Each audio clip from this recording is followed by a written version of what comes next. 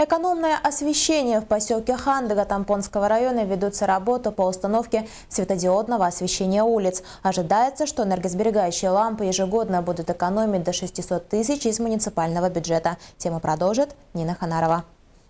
Проблема уличного освещения остро стоит во многих городах и сельских населенных пунктах республики. А ведь современное освещение должно соответствовать всем нормам и требованиям законодательства в области экологии, безопасности и энергосбережения. В Хандыге, как и в других населенных пунктах, проводятся работы по установке светодиодного освещения улиц. Работы эти проводятся за счет средств комплексное развитие села, которые выделяются в течение 3 лет районным центрам в сумме 5 миллионов, сельским поселениям 1 миллиона рублей.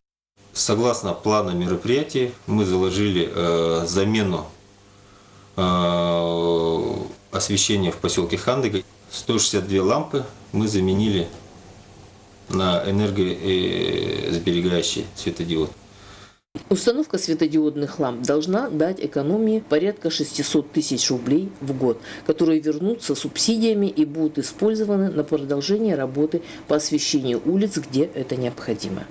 Львиная доля, это около где-то 3,5 миллионов, мы используем их для устройства освещения уже тоже со светодиодными фонарями по тем участкам, где на сегодняшний день в Хандыге нет освещения. На сегодняшний день разыгран новый контракт. Подрядчик определенный. В скором времени начнутся работы по установке металлических столбов и закупке оборудования. В следующем году определенные контрактом работы будут завершены, и вновь муниципальное образование поселок Хандыга намерено подавать заявку на участие. Нина Ханарова, Мария Винокурова, Наталья Пермякова, НВК Саха, Хандыга.